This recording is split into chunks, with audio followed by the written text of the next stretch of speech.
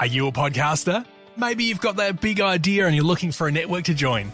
The multi-award-winning Ozcast Network can get your content to eyes and ears all over the world. Join now for the first month free, and you could be featuring this sound at the beginning of your podcast. Ozcast. Simply head to ozcastnetwork.com for details. Life is uncertain. It's okay to feel stressed, anxious, worried, or frustrated. CalHope can help. Access CalHope's free and secure mental health resources. Call 833-317-4673 or live chat at calhope.org. Dr. Travis Brown, what is This Medical Life all about? This is the pursuit of knowledge as we learn about diseases from the ancient times to the present day. These are the stories of medicine.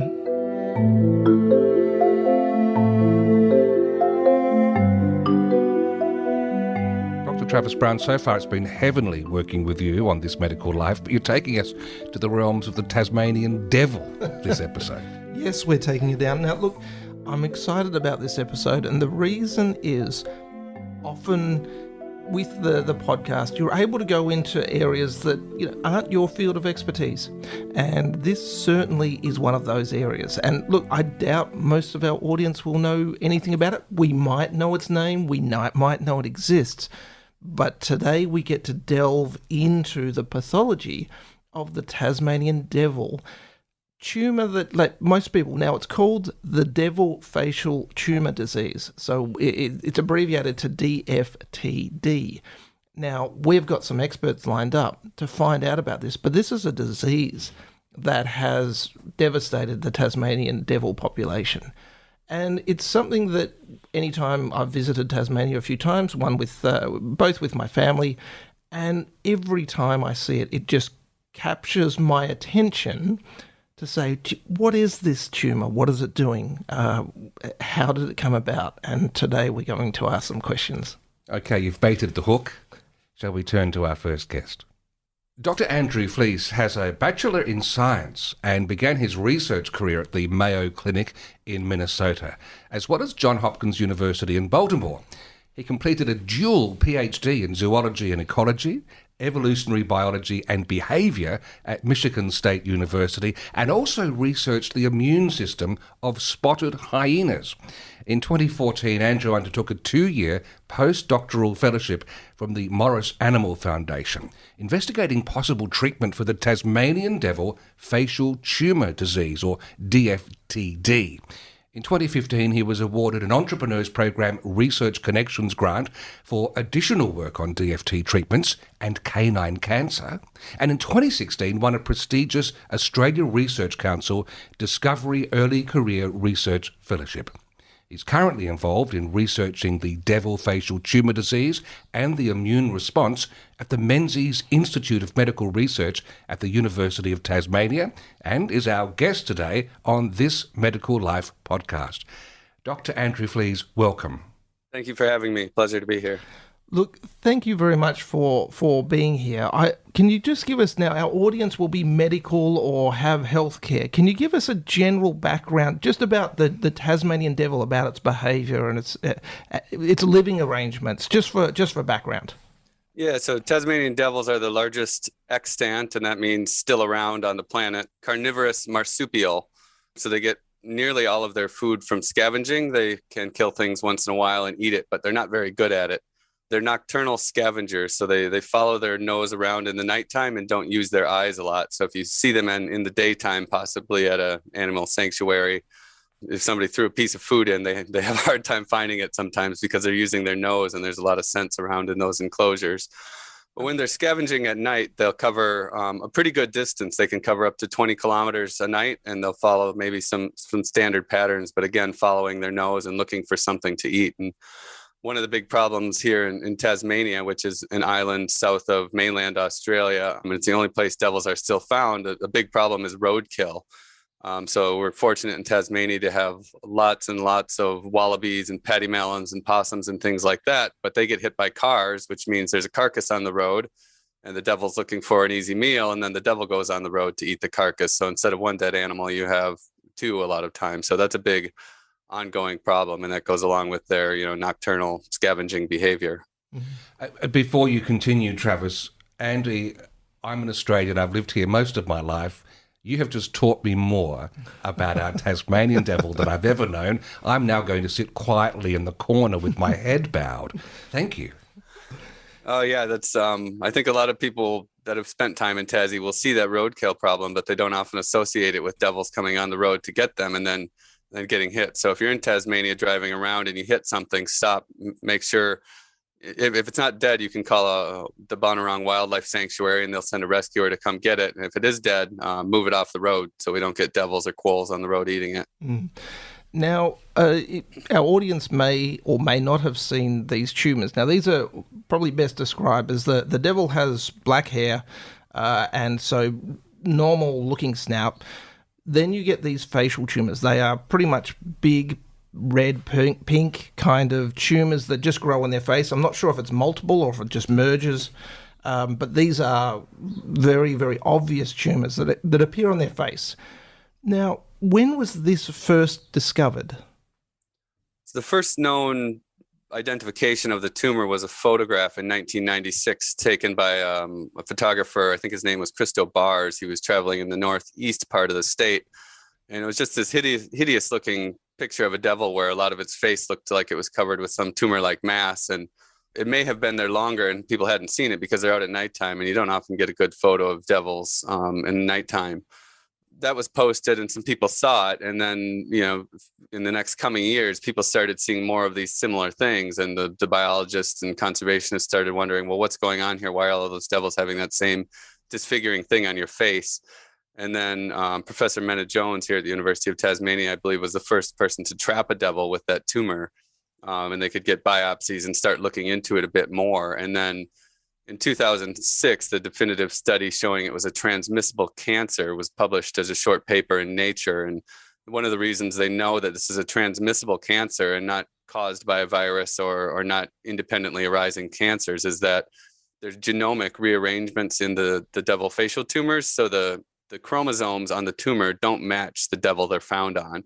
And even further support is that the tumor has two X chromosomes, and you'll find this on a male devil, which will have an X and Y chromosome. So it's the actual tumor cells that are going from one devil to the next, and not something like human papillomavirus that's causing cervical cancer. And the virus is driving the origination of the cancer. This was one cancer cell that started probably between 1985 and 1995, and now this is transmitted probably through 100,000 devils and killed almost all of them.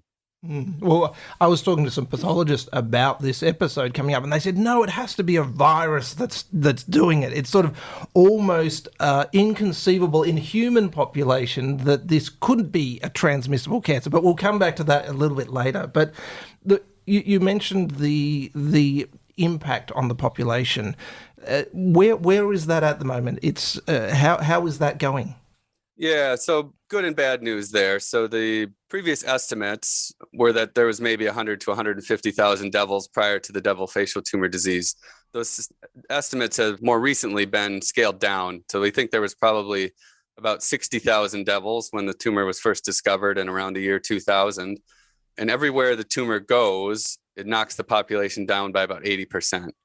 So there's about 20% left. And the reason it's not causing these local populations to go extinct is that the juveniles don't get the tumor. It'd be pretty rare for that. So the young devils, they used to breed when they were 2 years old, and now the females are pretty much all breeding when they're 1 year old, and then they get a litter of joeys out, and some of those survive, and then 1 year later they start breeding, and then the mom will usually die by 3 or 4 years old of the tumor. So there's just enough of a sustaining population to keep it going. But unfortunately, everywhere it's went, the populations get knocked down, and there's been very few recoveries. There's one population in the middle of the state now that's looking encouraging. It's had an upward trajectory on the population for 5 or 6 years now, which is a really good sign. Interestingly, the level of devil facial tumor has not gone down in that population. So there's more devils and there's more tumors. But the really good thing there is that they're seeing some 3 and 4 year old devils in that population. Otherwise, for the past 15 years, wherever the tumor's been, it's usually just the young devils, just the juveniles that are dispersing, and then the 1 year olds that are having their first litter of babies. So there is some good news, but there's still a lot of bad news out there that this tumor is still covering almost the whole state and suppressing the population across almost the whole state. And yeah, I know Travis wants to ask about the biological aspect of the earlier reproductive age, but with your background, is that frameable within an evolutionary terminology? Are we watching some fast-tracked evolution with this creeping earlier of reproduction because that's all there is? Yeah, so I think that's probably a, epigenetic or behavioral regulated mechanism where it used to be the females couldn't compete with the young females, couldn't compete with the older females for resources and territories and things like that. And they just wouldn't mature. They just wouldn't be reproductively active biologically at that age. But now with the lower density of devils around, there's more food resources around. The males are going to be much more interested in these young devils than they previously would be. So that type of thing happens pretty quick, and probably not any, changes to the genetics of the devils doing that, maybe some epigenetic regulation.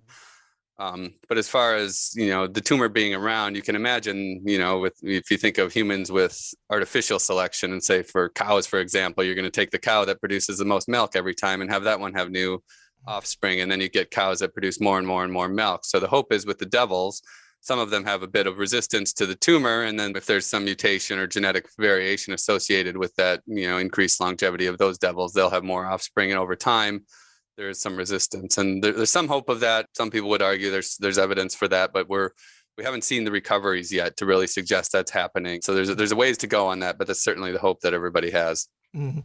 Now, can you tell us a bit about how we understand this is transmitted between devils?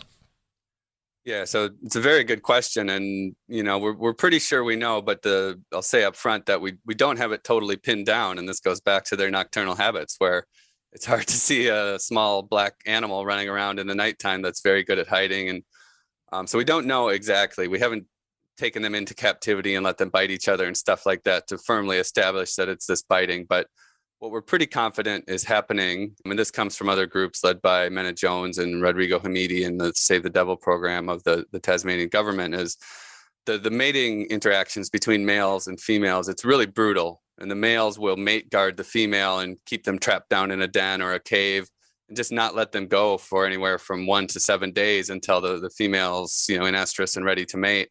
And during this time, they're not very nice to each other. They're biting each other on the face and they'll come out with deep wounds. And we think this is probably the main transmission period for devil facial tumor disease. So if you can imagine that there's a male, big tough male, he's been in lots of fights and he has a big tumor on his face, the female is going to be trying to bite him off all the time. So if she's biting him, she might get some of the tumors lodged down between her two teeth or into one of these wounds. And the same for the male. If the female has a tumor, he's biting into it, or if he's got a tumor in his mouth, he's essentially using his canine teeth to inject it right into her. So we think it's the mating period, but obviously they're fighting over food and other resources sometimes. So when they're biting, then they can also transmit it. And we think that, this aggressive behavior is a major reason for the transmission. So if I had a skin cancer on my face, there's nobody biting me on the face that's going to get that. So even if the tumor was capable of being transmitted, there's no mechanism for the transmission. So it's partly the devil behavior that's facilitating this to go on and on so long. Sorry, it's such a different concept, but look, it. Well, Hobbes did say in the 1600s that in the state of nature, life is nasty, brutish, and short, and you've just illustrated that, Andy. Yeah, exactly. Yeah. So this is feeding into an area that I find absolutely fascinating, and I listened to one of your other presentations. This is the transmissible cancers. Now, we're not familiar with that in human sort of disease, but you mentioned there was 3 transmissible cancers in mammals. And can you tell us a bit more about this? Yeah, so I'll do the other devil one first. So in 2014, there was a call of some concerned citizen in southern Tasmania said, hey, there's this devil in my backyard. I've seen it on camera and it looks really awful. It looks like it's missing its eye due to devil facial tumor. So Dr. Ruth Plight from our team, she worked as a veterinarian for many years and then did a PhD with our team that she finished, I think, in 2017. And she's been with the team longer than me. But she brought the tumor biopsy, or she had to euthanize the devil. It was in really bad shape. And she brought the biopsy back to the lab. And was staining for the characteristic Devil Facial Tumour 1 marker, which is periaxin, because the tumor was derived from a Schwann cell and it has very strong staining for periaxin. And it kept coming up negative. And they said, well, what's going on with this? It's pretty rare to see something like that. So they started looking into it some more, and it looked like it was a different cancer. It wasn't coming up positive on any of the tests. So they ended up getting some calls for some other tumors in that area, and they found 3 more devils. And when they did the genetics on it, it was a different tumor.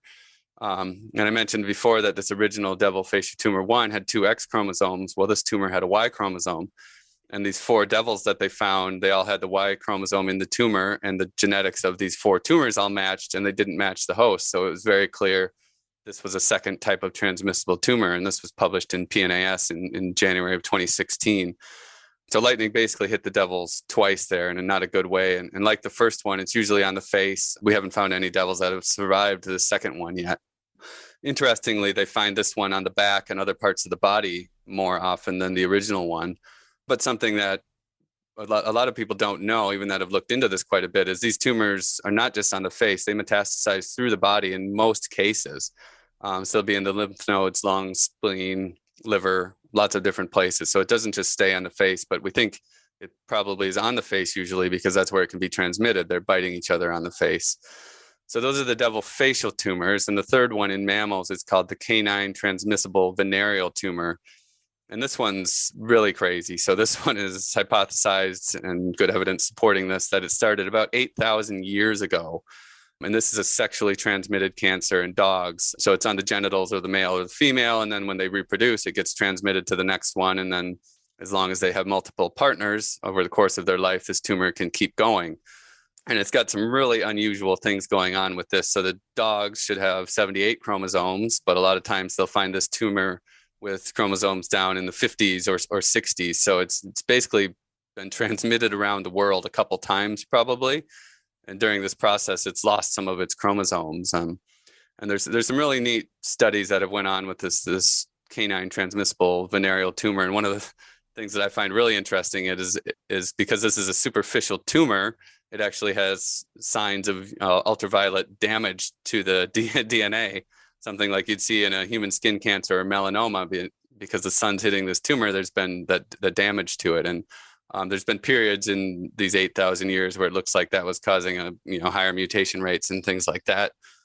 So it's pretty interesting. They're not seeing those high mutation rates or signs of UV damage in devils, and that makes sense because devils are out at night. They're just not getting exposed to the sun that same way. So it's a pretty interesting bit of genetic sleuthing to find that out. Andy, while I recover, this is a magnificent introduction to this episode. We are going to cut away to Ruth now, and then if you wouldn't mind holding on, we're going to come back to wrap things up. So you're listening to This Medical Life.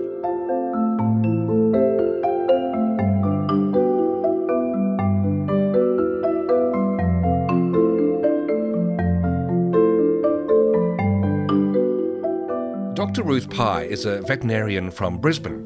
She first became interested in transmissible cancers while working for a street dog sterilisation program in India. The program's core work was desexing dogs and vaccinating them against rabies, but any dogs with canine transmissible venereal tumours were also treated. Ruth then moved to Hobart in 2013 to start a PhD with the Tasmanian Devil Immunology Group at the Menzies Institute for Medical Research at the Uni of Tasmania. The overarching goal of the group is to develop a protective vaccine against the transmissible cancer, Devil Facial Tumour Disease, which is decimating the Tasmanian devil population. The research group studies the devil's immune system, the tumour disease itself, and how the two interact. Dr. Pye is our guest on This Medical Life. Welcome. Thank you very much. Could we just start with the origin of this? When did we first become aware of this disease with the tumour itself? Do we know much about its origin? Yes, so devils are unfortunate enough to be affected by 2 distinct transmissible cancers. So the first one, DFT1, was first observed in the far northeast of the state in 1996. And then the second one, much later, so we saw the first case in 2014 in the southeast of the state. Now, a lot of genetic analysis has been done on a whole lot of tumour samples collected over the years. We know that they both arose from a Schwann cell. The DFT1 seems to have occurred in 1986, according to the genetic analysis, which looks at the mutation rate and then applies a molecular clock to ascertain the date of origin. So 1986, we know it occurred in a female devil. So the karyotype with chromosome arrangement of DFT1 has one X chromosome, but the genetic analysis has revealed evidence of a second X chromosome, so it came from a female devil.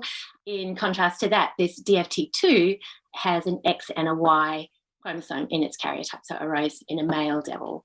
But what's interesting about that is that over the course of a few years, that Y chromosome seems to be being lost in DFT2. So I have spoken to a number of pathologists. So we'll distinction between human pathologists, and they are sort of said, no, this has to be an infection that causes like a mutation. I've said, no, these are cancers that are transmissible cells. How do we? Is there anything else other than the X and Y chromosomes that will suggest that this is a transmissible cancer as well, to confirm that? Yeah, I mean, even Koch's postulates, I suppose. Like the tumour cells grow quite well in culture in the laboratory. There's been no evidence of a virus or any other component, in that pure cell culture. And those tumour cells are injected into a live devil, which we don't do often, but was done in the early days to sort of confirm this transmissibility, that a tumour grows in the devil. So that's one line of evidence. Similarly, the karyotype of tumours remains the same sort of over the years. There have been some minor changes. Like I say, this Y chromosome seems to be being lost in DFT2, but in effect, it's the same karyotype that's occurring across the number of tumours, suggesting that it's exactly the same tumour that's being transmitted and has nothing to do with. Yeah. So this will be, I'm trying to put what's this analogous to in humans? Because this is, it doesn't look like a schwannoma, which is a benign tumour in humans. I'm almost thinking, is this kind of like a malignant peripheral nerve sheath tumour in humans? I'm almost trying to match it. I don't know if that's the right thing. But I don't know if you're asking the right person, actually. Yeah, okay. No, I mean, it's just been called both of them have been referred to as undifferentiated Schwann cell tumours. Having said that, they've got some quite distinct characteristics, like the DFT1 histologically stains positive for periaxin, which is the neural crest markers, whereas DFT2 is negative for periaxin. But yeah, as far as a similar tumour occurring in humans, thank goodness, I don't think. Yeah, that's right. Well, that's been the challenge, because I've seen some of the histology and it looks so wild. We actually, soft tissue tumours in humans are really quite rare, and it's actually its own specialty that, pathologists look at. So I can't even, look at it and say, oh, this looks like, I was looking at a schwannoma on the weekend, and it's like got this distinctive pattern of, light and dark areas that doesn't look anything like the devil tumour. And then the staining, and I was trying to work out, well, how has the devils gotten this transmissible tumour? Is it, if I was to pass on a malignant cell to Steve, his immune system would take care of it. Right. Thankfully. Because there's just too much difference. But I'm trying to work out, is it just because the devil population is so similar genetically that it can't distinguish what is self and not self Yeah, so that is still a working hypothesis, I suppose. There is very little MHC diversity compared to people. I think there's 63 distinct MHC alleles in devils compared to the 23,000 in people. Right. So that probably does play a role. However, skin transplant experiment in about 10 years ago showed that the devils can reject allografts from unrelated devils. So it's certainly not just that low diversity of MHC type that explains the transmissible cancer or the success of the transmissible cancer. There have to be some very powerful immune escape mechanisms of DFTD which allow it to, pass from one host to the next. Right. Yeah, we haven't nailed it as to, what the actual reason is for, the success of the transmissible cancer, but it's probably got something to do with the host, but also something to do with the immune escape mechanisms of the tumour. Is there systemic effects of this tumour? Yeah, it's malignant. And so at least, and I would imagine it's more than, 65%, I think, of necropsies in the first study on the pathology of the tumour showed metastases in 65% of cases. The majority of these were to the regional lymph nodes, but it also is usually found in the lungs, not uncommonly found in metastases are found in the spleen and kidney as well. So I think it just depends where the tumour first arises in the devil as to how long they can survive. Like if it's in the mouth, we see them on the hard palate or under the tongue, or it invades the jaw, and so can really affect the devil's ability to eat. And those ones might sort of die of starvation before the metastases actually cause the organ failure. Others, if it's growing sort of on the cheek where it's got room to sort of, grow and expand without significantly impacting on the devil's ability to eat, then it's quite possibly the metastases in those cases that result in the devil's death.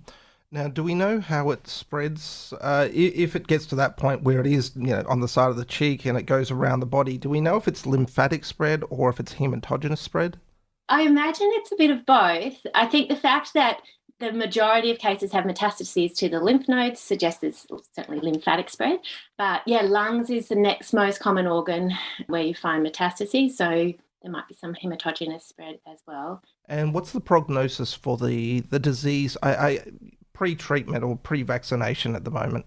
It's fatal in the vast majority of cases, which is really sad. So there have been a handful of documented cases of tumour regression, in wild devils. So, a devil may have been trapped at one point with the tumour, and then, at these field sites where biologists are trapping quite regularly, it's not uncommon to retrap particular individuals. And some of those individuals that have been trapped with tumours, have been retrapped with those tumours having regressed. So that's really exciting. It shows that the devils can mount an immune response and recover from the tumour, but the number of cases that do that is so small that it hasn't really changed the trajectory of the disease. Right. Now, Ruth, before we end our interview today, Dr. Travis Brown's been peppering you with all his internal questions that he wanted to get off his chest. But can we hear what sort of areas of research are you directly involved in with this work? And could you describe what your days are like? What sort of things are on your agenda, your table on this pathway you're on? Sure. So as part of the Devil Immunology group, whose goal is to develop a vaccine against devil facial tumour, I guess that sort of directs all our research. And as a vet, I'm sort of there to support, clinical trials or collect samples from, captive devils to, help our group achieve that goal.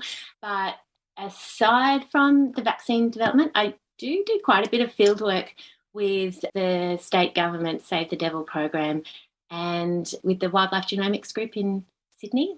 And we've been collecting a lot of samples, including blood samples from wild devils. And so this would be my other field of interest is, these wild devils that are showing naturally occurring immune responses against the tumour.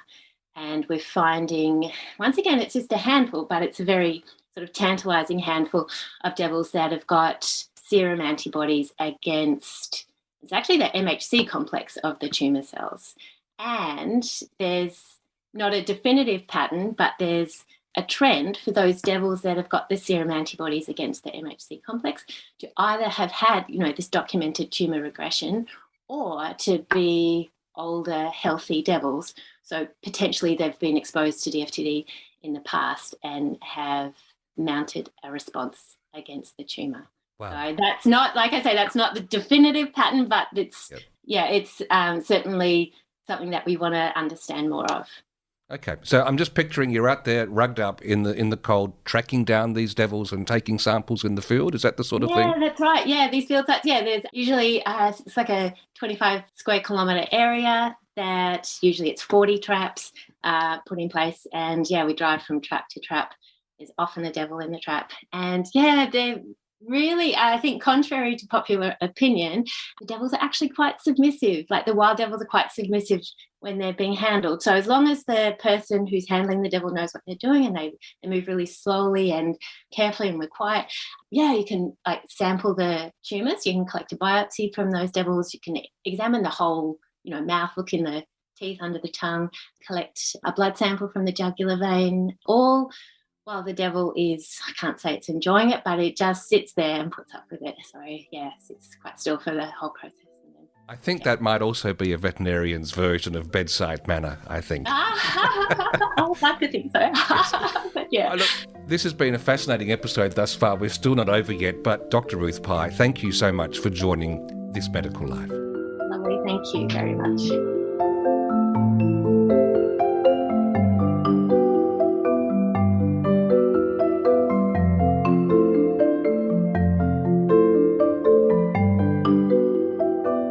Turning now to our first guest for this episode, Dr. Andy Fleece. Travis, where would you like to take us to sort of bring this home? Well, I'm trying to work out something that we said at the start is between these, there are two transmissible cancers and one seems to be more fatal than the other. So is there any evidence of an infection that brought this about, or is it genuinely just something that's happened in the genetics to make it turn up, or do we not know?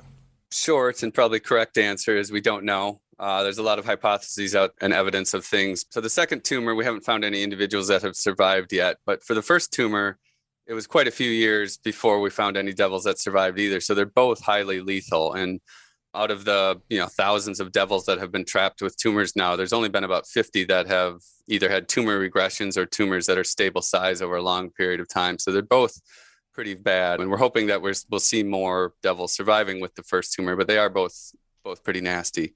As far as the origins of this, there's some really interesting things. So both of the different types of transmissible cancers in devils seem to have arisen from a Schwann cell or Schwann cell-like progenitor cell. And Schwann cells are a type of cell that wrap peripheral nerves and help conduct electrical nervous system signals along that. So it's pretty interesting that both of them would come from the Schwann cell. So that's a hint that there might be something going on with the Schwann cell biology of devils.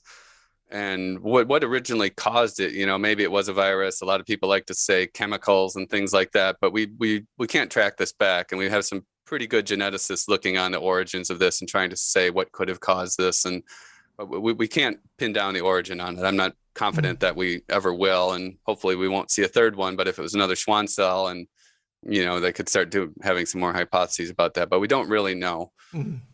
Yeah. So the underlying principle behind this is it highlights the importance of the immune system in tumor genesis and malignancy. How is this tumor evading the immune system? Yeah, so that's a really good question, and that's what I'm really looking at now and trying to figure out how to stimulate the devil's immune system so it can recognize this. And there's been a lot of genetic work done by Kathy Belov's team in Sydney, and then Greg Woods here at the University of Tasmania started the Devil Immunology and Vaccine Research Program in 2006. And Dr. Hannah Siddle, who was at the University of Southampton, has done some great work too. And she was the one that really pinned it down that the Devil Facial Tumour type 1 cells don't express a molecule called major histocompatibility complex. And what this is, it's essentially a flag that should be on the surface of all cells in a human's body or a mouse's body or a devil's body. And it just identifies that cell as self. It says, hey, I'm one of the group here. I shouldn't be causing any problems. And one of the things those flags do is it allows proteins inside the cell to be run up the flagpole. So the immune system can come by and say, here's the flagpole that looks like one of ours. Here's this type of flag. This is a Victorian flag. This is a Queensland flag. All of these should be here. But what the devil facial tumor cells do is they just pull down that flag and flagpole. And that in itself should send a signal to the immune system saying, hey, everybody's got to have this flag. This one doesn't have it. But for some reason, the devil's immune system is just not picking up on that flag. or that it's missing. And this lowering of the flagpole or reduced major histocompatibility complex class 1 expression is commonly seen in human cancers too. So about 70% of human cancers will also have this same mechanism of lowering the MHC or lowering the flag. And what that does is it means that CD8 T cells, which are very good at killing cancer cells, just can't see it. What should happen, or what you would think happen, is a type of cell called a natural killer cell should come along and say they don't have their flagpole up, they don't have their MHC up, we should kill this cell. But that doesn't seem to be happening. So the downregulation of the MHC is the major immune evasion mechanism, but clearly there has to be other ones also. Mm-hmm. And to put it in context of how this major histocompatibility complex is important, these are the things that they try to match during tissue transplants. So if you have a bone marrow transplant, you'll probably get that bone marrow, hopefully from yourself, from some healthy, like precancerous tissues, and it'll be an exact match. But if you get a liver or a kidney transplant, you're going to want to match as many of these major histocompatibility molecules, complex molecules, as you can. And if they're not matched, your tissue transplant would probably be rejected by the new host, and it would be targeting these MHC molecules. So it's a really good way for the tumor to evade the immune system. But we know there's definitely secondary immune evasion mechanisms, because the second type of devil facial tumor, it does express MHC on the surface. So this really makes it a puzzle of how it can do this. But interestingly, there was a paper published by Caldwell and Handel-Siddle in eLife in 2018 showing that the DFT2 cells do express MHC, but they suspect that it's on a pathway to reduced MHC expression. And so we think evolutionarily or epigenetically, it'll downregulate this MHC and it'll look more like the first one in that sense. So becoming better at evading the immune system. Mm. Now, aside from clearly the visible tumour that you can see, and we can also biopsy, is there any other tests that have been developed to identify the cancer cells in the devil itself? Yeah, so it's an area of very active research, and there was a paper out about 5 or 6 years ago, and Liz Murchison's group at the University of Cambridge came up with a test called the Tasman PCR, and they came up with that after DFT2 was discovered to not only detect if DFT1 or 2 were there, but distinguish the two, because looking at them, they look very similar. So the way this test works is you extract some of the genomic DNA and you do a PCR test for where these chromosomal rearrangements have occurred. And if it's DFT1, it shows a line at, say, 100 base pairs. And if it's DFT2, there's a line at 200 base pairs. And if it's normal, healthy tissue from the devil, it'll be a line at a different place. But that one, you have to take the sample back to the lab and do it. So it's not a quick field diagnostic like that. I mentioned before the immunohistochemistry tests for periaxin. That's a good marker for DFT1. DFT2 doesn't express that, so that's a way to distinguish between the two. And then the areas of more recent and active research, Dr. Camila Espejo, who just finished a PhD with our team at the University of Tasmania, has done a proteomics-based test where she looked for extracellular vesicles that can be released from the tumor cells, and then you find them in the blood or the serum. And there was a few proteins associated with those extracellular vesicles that she could find before you could see the tumor. So she's following up on that, but we're hoping that we can find some markers that say, like, hey, the tumor's probably here, even if we can't see it yet. And then our team is working on another approach that's very similar to some of the CRISPR or some of the COVID diagnostic tests using CRISPR, which I think a lot of people have heard now, and I don't know if I can actually remember the acronym anymore. Clustered, regularly interspaced, palindromic repeats. But what this does is we're looking for mutations in DFT1 and DFT2, and these guide RNAs associated with the CRISPR will then find those targets. And if they find them, they just start chopping up everything, all the DNA or RNA around, and it gives us a signal that the tumor is there. And we don't have that one working yet, but we have a very good student working on it and good support from people who have done this type of test before. So we're hoping to come up with a test that can detect the tumors before you can see them, because that's what we really need in the field is, if we say, oh, this devil's 4 years old, it doesn't have the tumor. Well, was it ever exposed to the tumor? Does it have a small tumor that we just can't see? And when we get to the point of trying vaccines, we really need to know if the vaccine's protecting them or if they've been exposed and things like that. So we're really hoping these preclinical diagnostic tests will become a bit more advanced in the coming years. Now, you've touched on vaccines. Where are you at with vaccine development and implementation? Yeah, so I'll go back to the work of Professor Greg Woods, who retired around 2018 or 19, but still comes by quite a bit to make sure we're on the right path.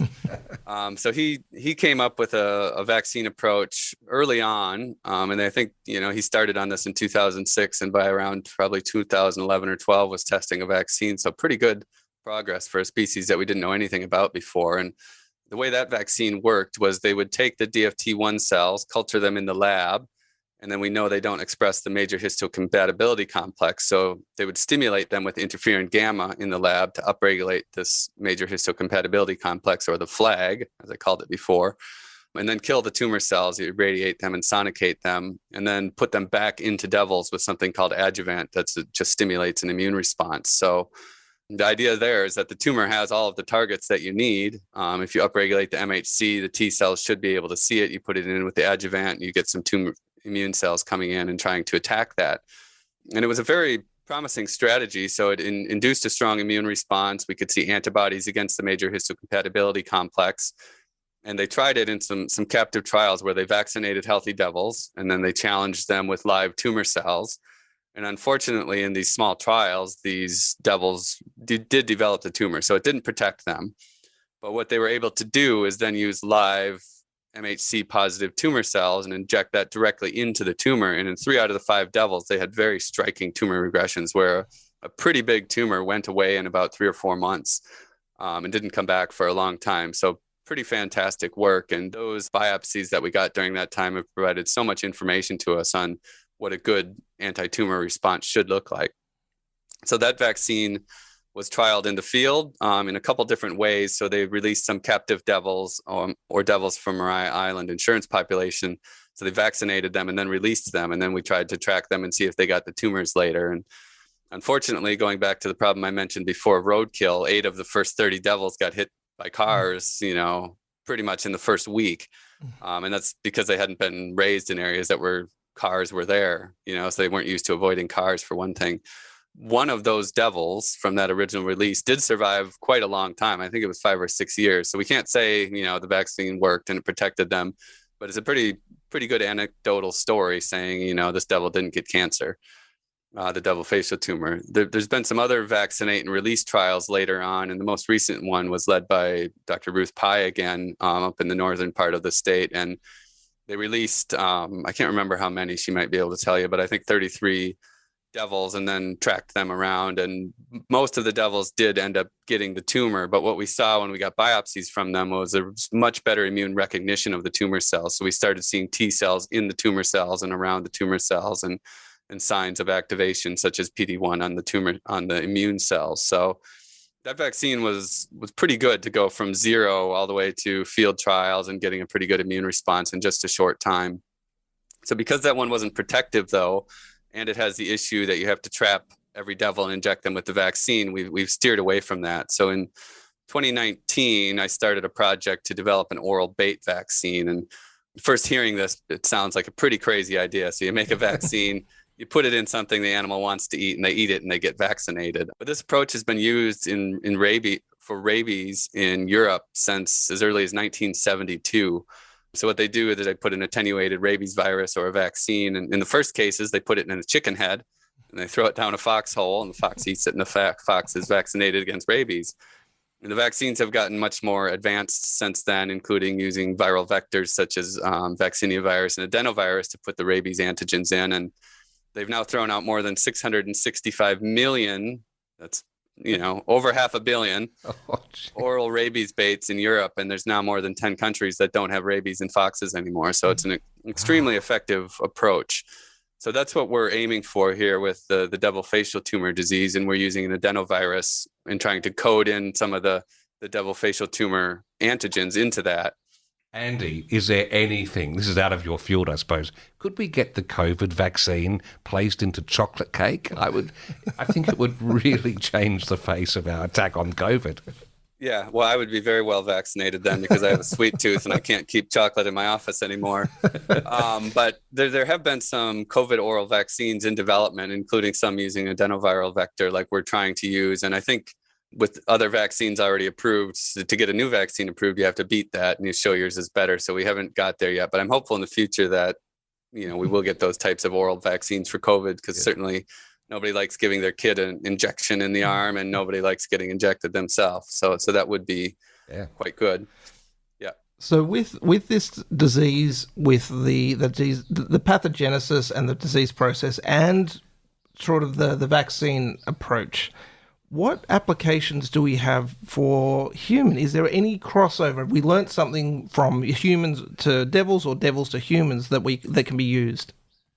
Yeah, definitely learning a lot from the human medicine. So, jumping back to the COVID for just a second, the vaccine we're trying to develop is essentially like the AstraZeneca or Johnson & Johnson COVID vaccines, where instead of putting in COVID proteins, we put in devil facial tumor proteins. So we're learning a lot from those vaccines, and even the permits I have to apply for with the Office of Gene Technology Regulator. I can look at the AstraZeneca permit, a redacted version of it, and see how they did it and see what we really need to be worried about. So we're definitely learning a lot.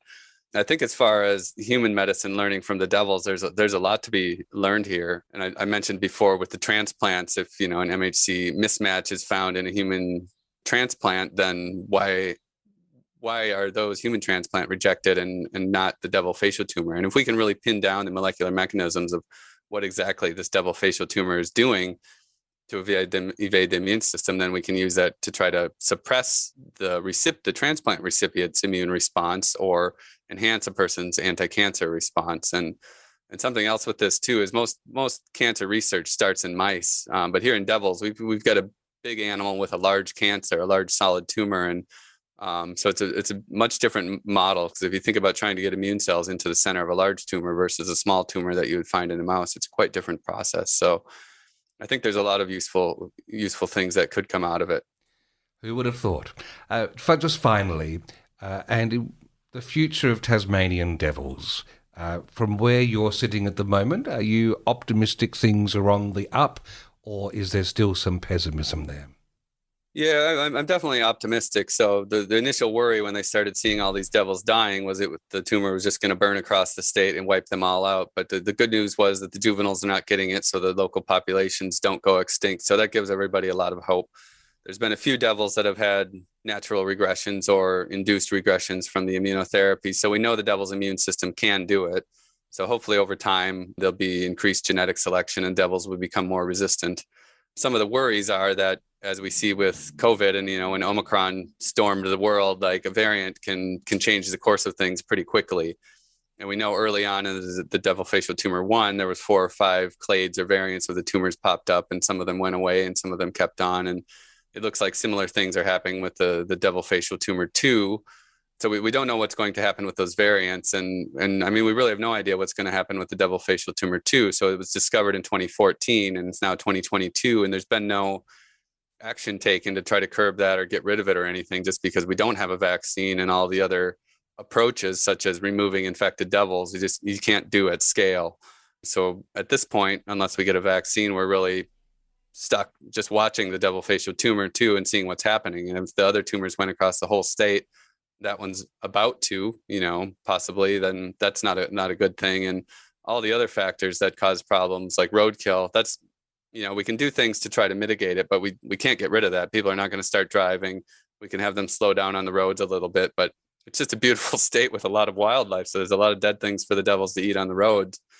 And then the other things like climate change and habitat loss, more people mean less habitat for animals. So there's still a lot of things working against the devil, even though we haven't seen them undergo any local extinction. So tempered optimism, I would say. Dr. Andrew Fleece, thanks for joining This Medical Life. Thank you for having me. It's been a pleasure.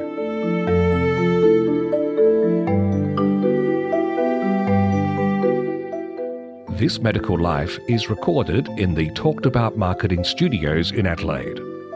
For show notes and more information about the podcast, visit thismedicallife.com.au. You can contact the hosts via Twitter.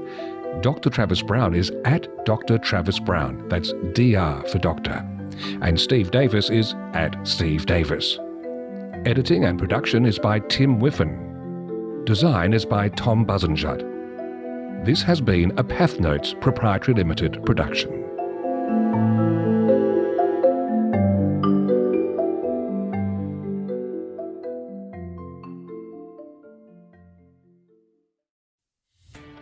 Are you a podcaster? Maybe you've got that big idea and you're looking for a network to join.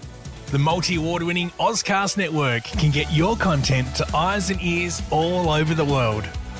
Join now for the first month free, and you could be featuring this sound at the beginning of your podcast. Ozcast. Simply head to ozcastnetwork.com for details.